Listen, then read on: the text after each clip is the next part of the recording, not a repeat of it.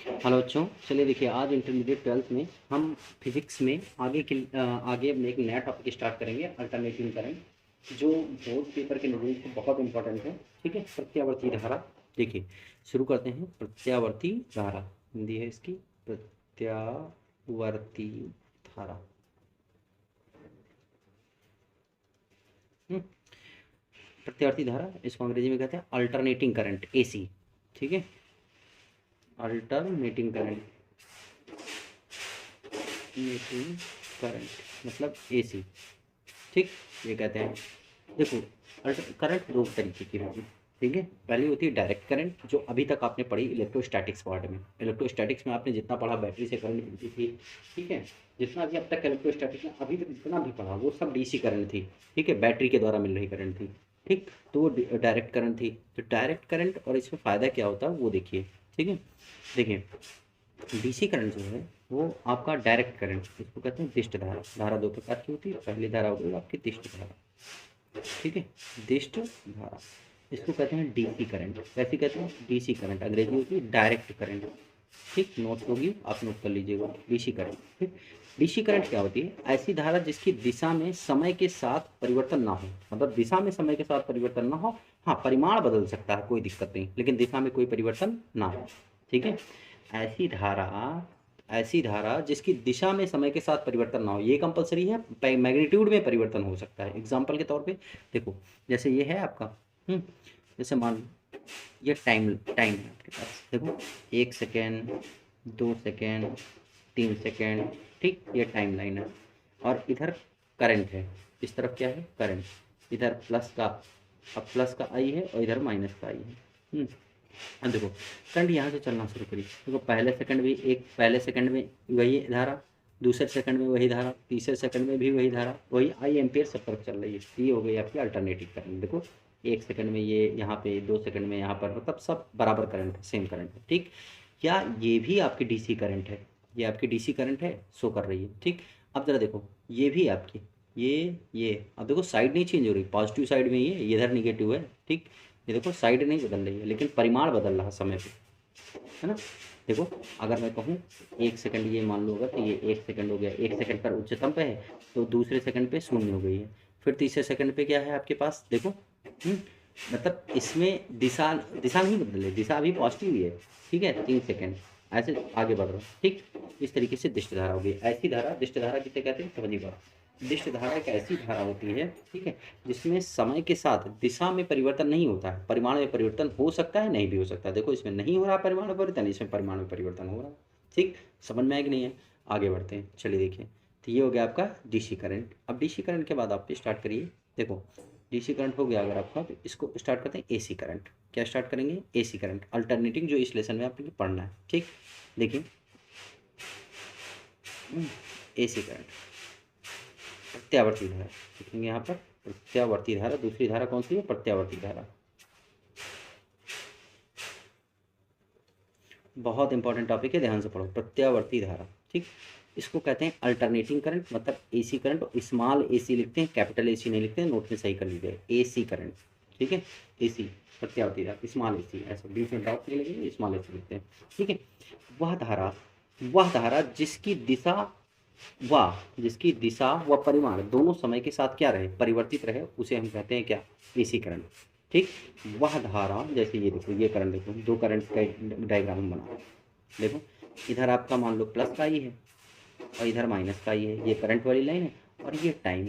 अब टाइम का मतलब यहाँ पे 1 सेकंड मान लो, 2 सेकंड मान लो, इसको कह लो कितना, 3 सेकंड कह लो, 4 सेकंड कह लो। ठीक, तो देखो पहले 0 सेकंड पर, मतलब शुरुआत में 0 थी, फिर 1 सेकंड पर क्या हो गई? मैक्सिमम हो गई। देखो आधे सेकंड बाद मैक्सिमम हो गई, 1 सेकंड पे न्यूनतम हो गई, फिर 1.5 सेकंड पे मैक्सिमम हो गई, फिर न्यूनतम हो गई। देखो ऐसे ऐसे चल रही कि नहीं चल रही?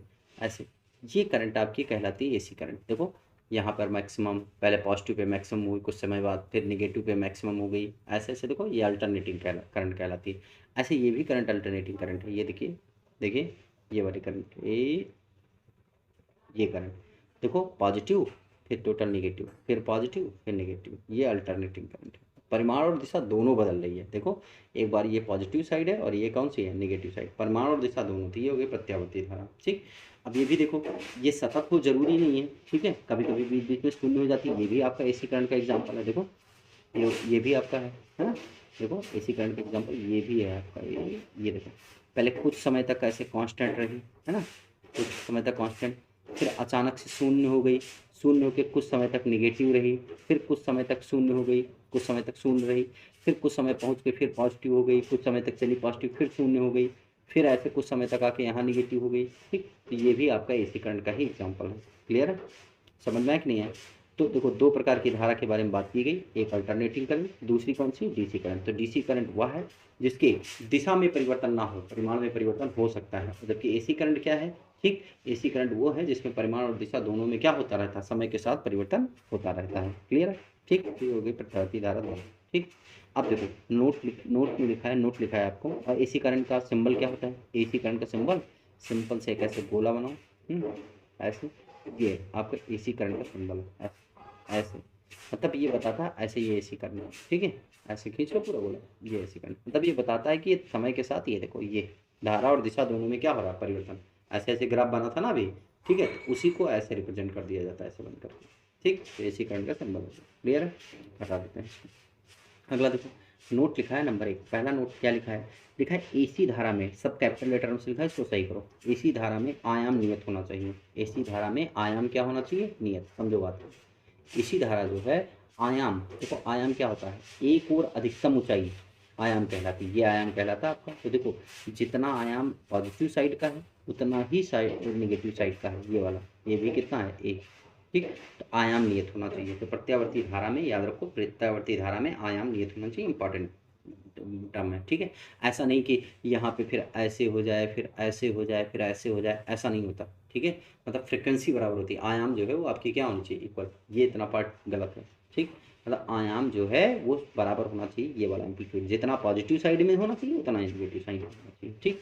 अब देखो एसी धारा के लिए दिशा का परिवर्तन आवश्यक है, दिशा का मतलब दिशा का परिवर्तन आवश्यक है, ठीक है, लेकिन परिमाण में परिवर्तन हो ये जरूरी नहीं है, ठीक है। एसी धारा में दिशा का परिवर्तन आवश्यक है लेकिन परिमाण में परिवर्तन हो आवश्यक नहीं। देखो ये वाला, देखो ये वाला जो अभी बताया था, देखो कुछ दूर तक चलिए, है ना, तो उसके बाद मैग्नीट्यूड वही है, मान लो ये 1 एम्पियर है और इधर 1 एम्पियर मान लें, यहाँ पे निगेटिव साइड में -1 एम्पियर मान लें, तो देखो यहाँ तक तो आपकी पॉजिटिव थी, फिर यहाँ के बाद डायरेक्ट यहाँ पे निगेटिव हो गई, फिर अगले में पॉजिटिव हो गई, फिर निगेटिव हो गई, मतलब इसमें दिशा में नहीं परिवर्तन हो रहा, दिशा में परिवर्तन हो रहा है लेकिन परिमाण दोनों का 1 एम्पियर है, यहाँ भी और यहाँ भी, ठीक है। तो परिमाण में एम्पियर ये आवश्यक है कि परिमाण में जरूर, दिशा में जरूर परिवर्तन हो लेकिन परिमाण में हो या ना हो, ठीक है, समझ में आया कि नहीं है? तो ये हो गया आपका। अगला टॉपिक है, इंपॉर्टेंट टॉपिक है, ठीक है, परीक्षा के नज़रिए से इंपॉर्टेंट टॉपिक है। देखो इसका मतलब परीक्षा में पूछा जाएगा इस बात के लिए नहीं इंपॉर्टेंट नहीं, इसको इस लेसन को पढ़ने के लिए इंपॉर्टेंट टॉपिक है, ठीक है। धारा का औसत मान, धारा का औसत मान, देखो धारा का औसत मान, ठीक, एवरेज वैल्यू ऑफ करंट, है ना, एवरेज वैल्यू ऑफ करंट, ठीक। जब एवरेज वैल्यू ऑफ करंट निकालेंगे तो क्या निकालेंगे, देखो आपको पता है कि आई बराबर आपने पढ़ रखा है D Q by D T, क्या पढ़ रखा है, आई बराबर D Q by D T, मतलब टोटल चार्ज पढ़ रखा है ना, टोटल चार्ज भाई आई एवरेज बराबर टोटल चार्ज अपन टोटल टाइम, ठीक। I is equal to D Q अपन क्या पढ़ा है डी टी, तो यहाँ से अगर डी क्यू निकालें टोटल चार्ज के लिए, D Q is equal to क्या हो जाएगा, आई इंटू कितना डी टी, ये सिंपल से हो गया, ठीक। दोनों पक्षों का समाकलन,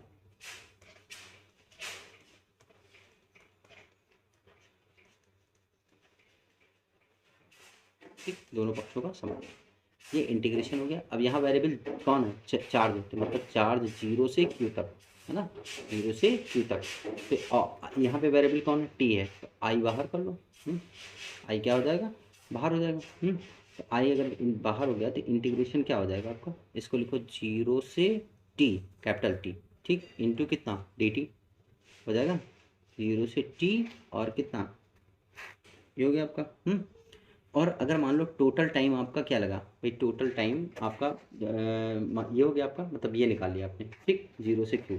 अब देखो यहाँ पर अगर देखिए तो इस इंटीग्रेशन ऑफ डी एक्स बराबर क्या पढ़ा आपने, इंटीग्रेशन डी एक्स बराबर एक्स पढ़ा, तो इंटीग्रेशन डी क्यू बराबर कितना हो गया क्यू, ठीक, इंटीग्रेशन कहाँ से 0 से क्यू तक, ये हो जाएगा आई, और मतलब टोटल चार्ज निकालने की कोशिश कर रहे हैं, इंटीग्रेशन 0 से टी और इंटू डी टी, इसको ऐसे लिखा रहा है। ठीक, अपर लिमिट माइनस कितना हो जाएगा लोअर लिमिट, तो क्यू माइनस हो गया 0। ठीक है, और बराबर आई और इंटू इंटीग्रेशन 0 से टी इंटू कितना डी टी, ये छोड़ दिया, तो क्यू बराबर आ गया 0 का कोई मतलब नहीं, तो टोटल चार्ज क्यू टोटल। ठीक है, ये टोटल चार्ज है, तो आई और इंटीग्रेशन 0 से टी इंटू डी टी, ये टोटल चार्ज आ गया। तो देखो जरा, ये आई एवरेज का फार्मूला क्या होता है, आई एवरेज का फार्मूला जो एक्चुअल होता है, I average is equal to, वो हो जाएगा total charge upon total time. कितना हो गया, टोटल टाइम।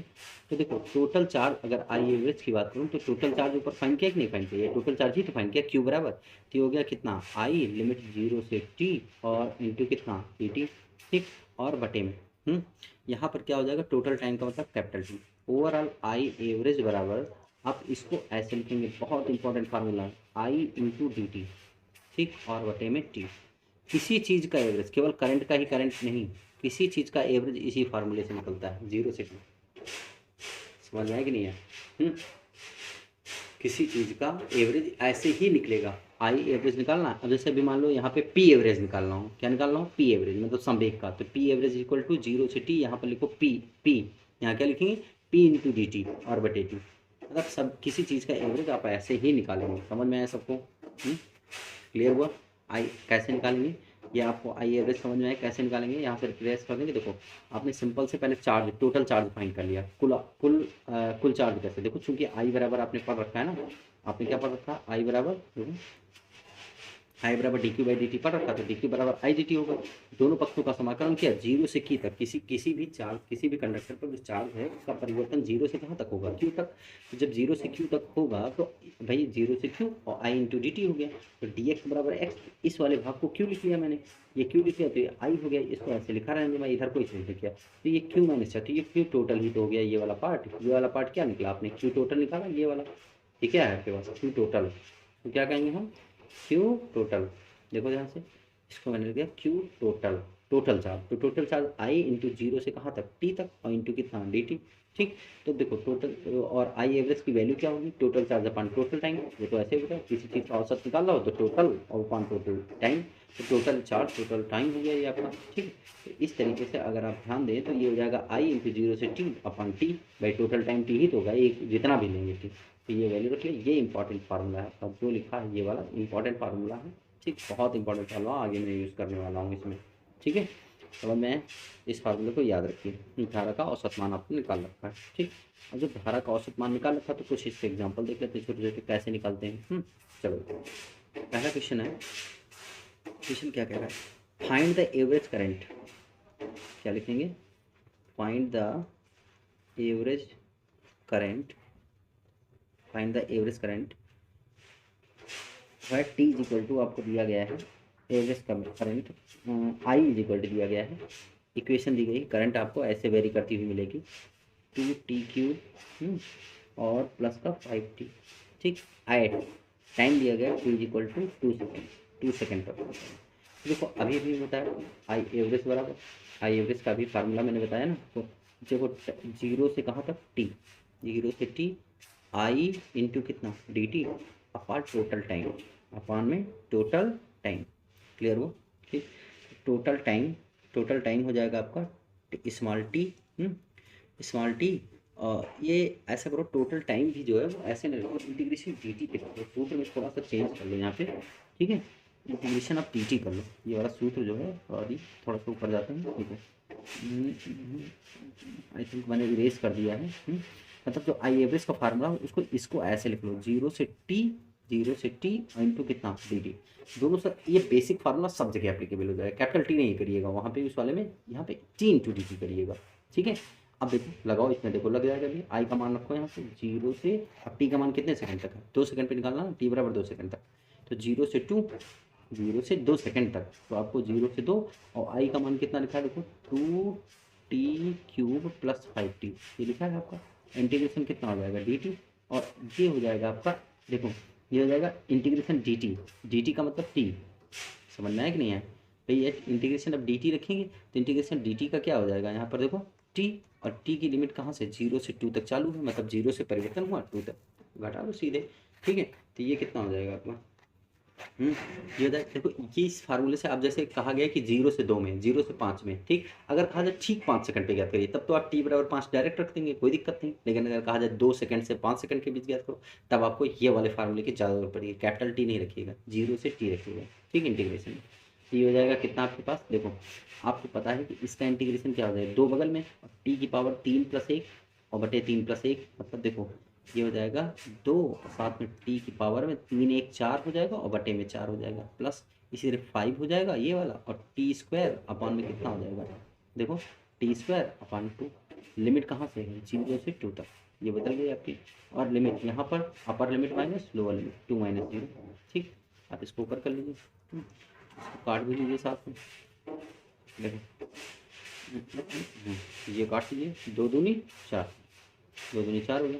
तो अपर लिमिट माइनस लोअर लिमिट, तो ये देखो एक ब्रैकेट में पहले अपर लिमिट पहले अप्लाई करेंगे, तो 2 की घात में 4 और बटे 2 पहले से है, प्लस 5 और 2 की घात में 2 बटे 2 पहले से है, माइनस लोअर लिमिट, ठीक।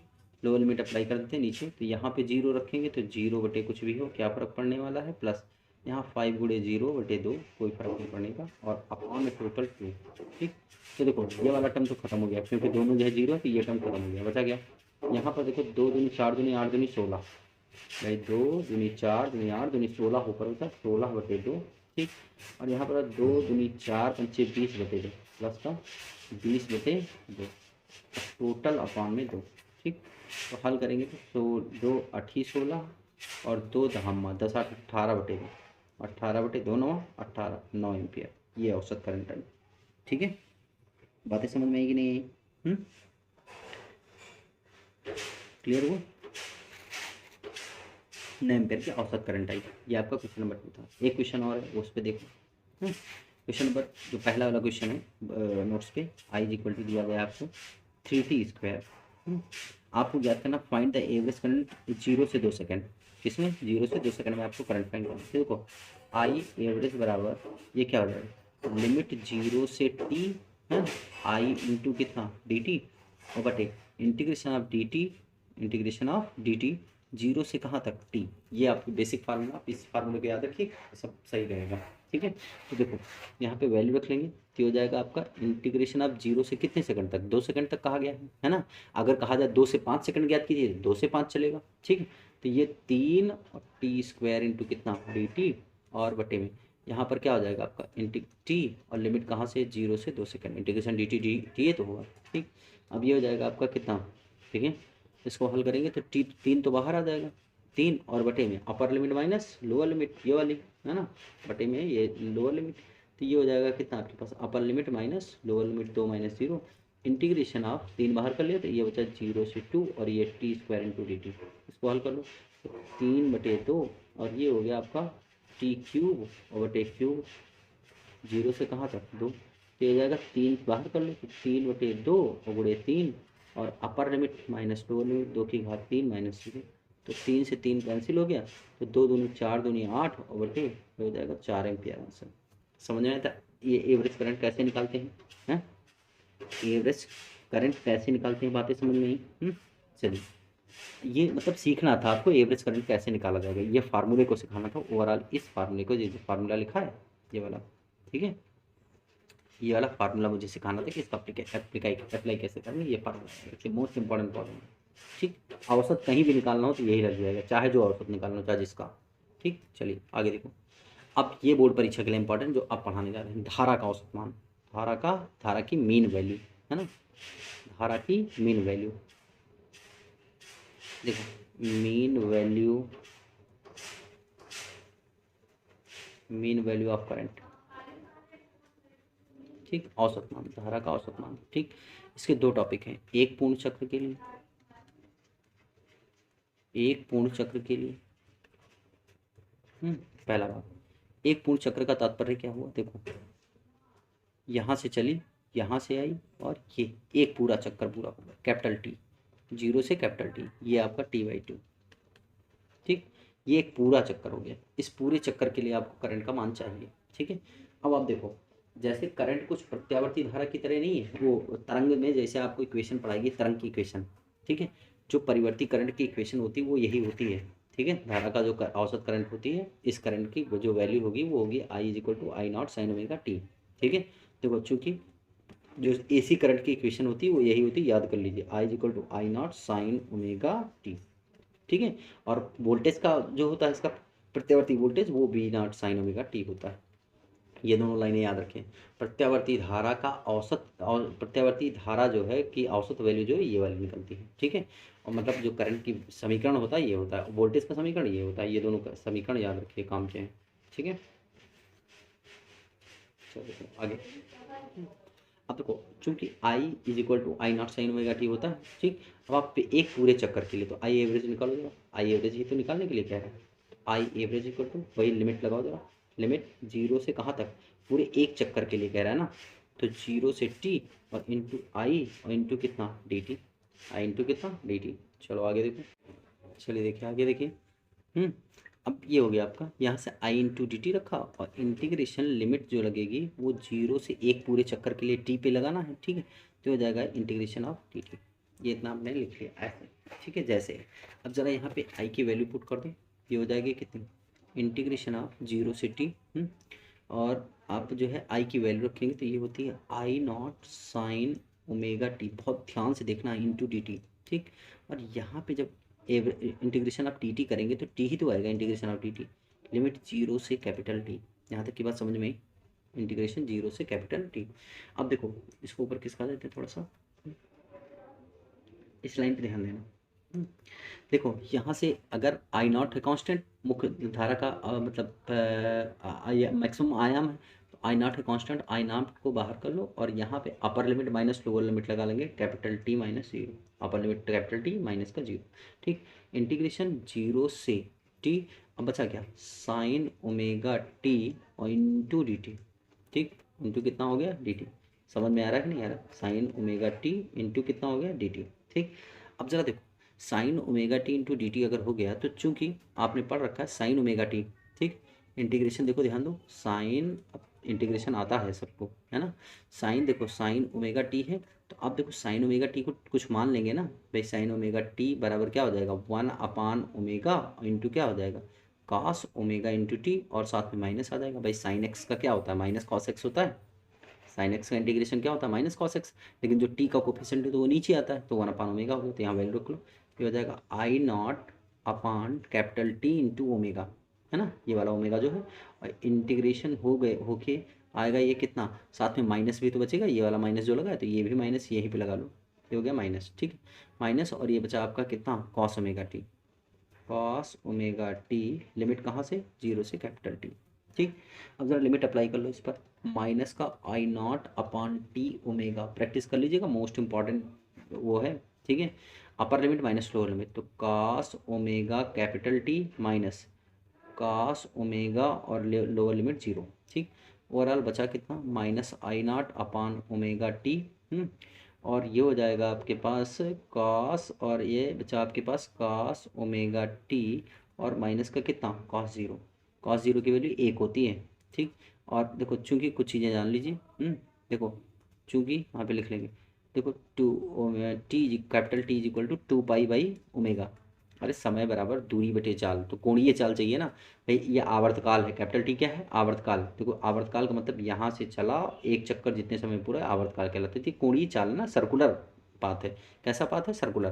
तो सर्कुलर पाथ की कुल कुल दूरी कितनी होती है, टू पाई भाई। यहाँ से यहाँ तक पाई और फिर अगली पाई, मतलब देखो ये पूरा पूरा रिंग है ना, ऐसे वृत्त है। तो आधा पाई यहाँ से यहाँ तक और फिर दूसरा वाला पाई। तो ये हो गया आपका। देखिए आगे, एक मिनट बिगाड़ दें।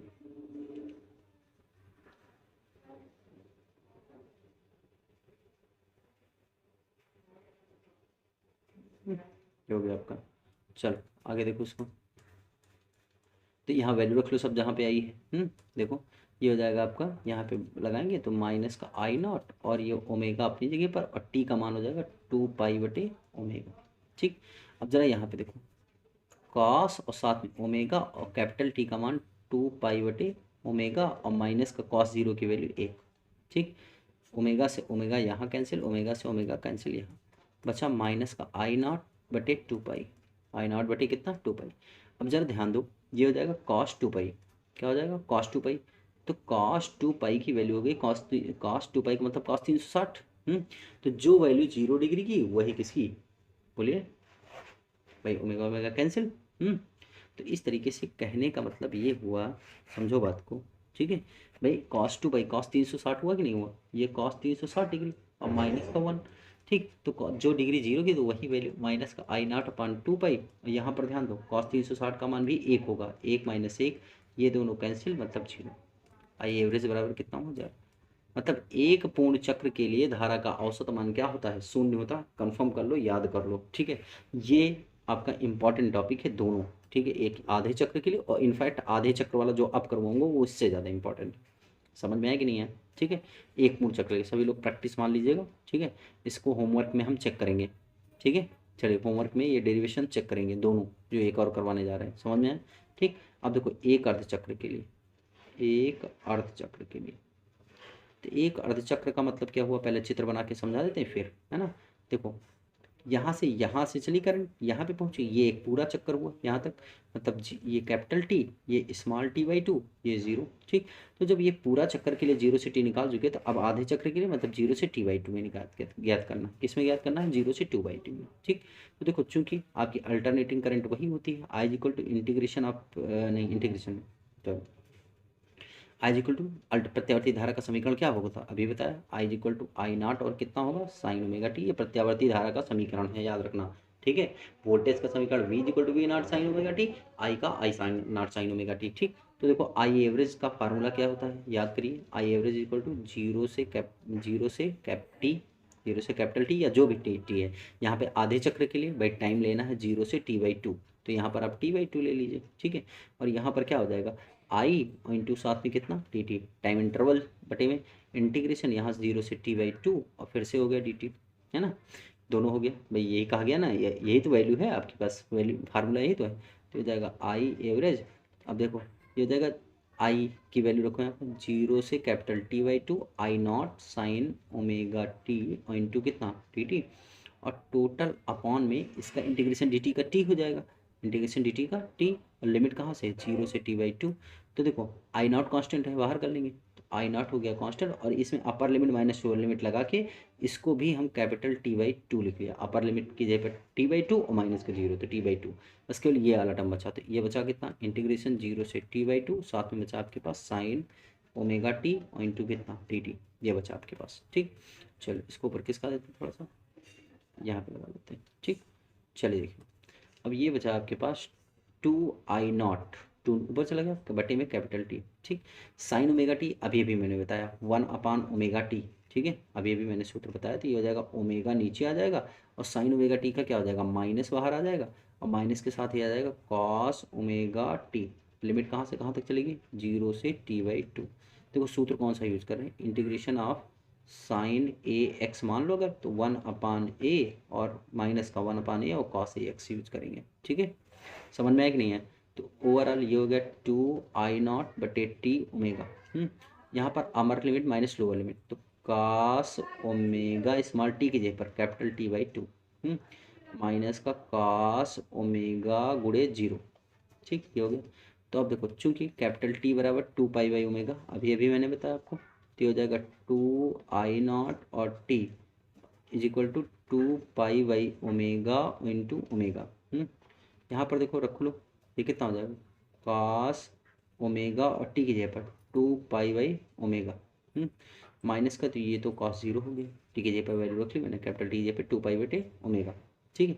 और हाँ एक minute, T is equal to 2 पाई/ओमेगा, और एक 2 बाई पहले से, तो ये भी 2 तो लिखेंगे, 2 से 2 क्या हो गया कैंसिल, ओमेगा से ओमेगा कैंसिल, यहाँ से ओमेगा से ओमेगा कैंसिल, 2 से 2 कैंसिल, मतलब माइनस का I0 बटे पाई, भाई ये माइनस वाला बच्चा नहीं था, वो इंटीग्रेट किया था, ये माइनस भी तो लगा है ये वाला, माइनस का I0 बटे पाई, और ये बचा आपके पास कितना, कॉस पाई और माइनस का 1, कॉस 0 की डिग्री की 1, कॉस पाई का मान भी -1 होता है, I0 बटे पाई, इसका मान भी -1 होता है, तो -1 और -1, ठीक, ये हो गया आपका।